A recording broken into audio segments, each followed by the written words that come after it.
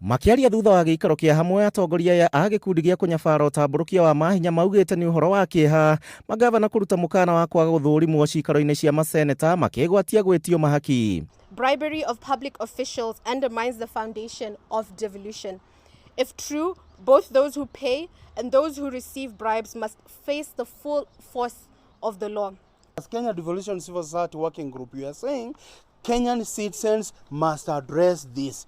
This is where we need Article 1 of the Constitution of Kenya to be evoked, to be put into practice. And we have a good opportunity between now and the elections in 2027. Moretie rũhonge rwa DCI hamwe na rwa kũhũrana ungumania EACC kwambĩka ũthuthuria wa maseneta na arĩa kũratuĩka nĩ maretia mahaki na kũmoera makinya manyitĩkana na mahĩtia. We want EACC and we want DCI as soon as possible to actually take action.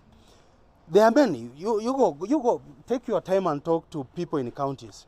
They'll give you stories about their experiences. Yeah.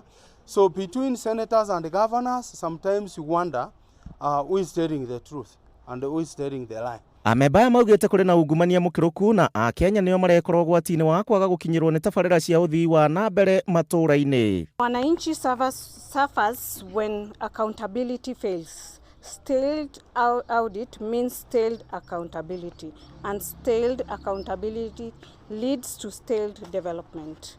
Both the Senate and the Council of Governors have sworn to duty to make devolution work for the people of Kenya. Secrecy must end. Oversight must be opened. CSOs must be given observer status.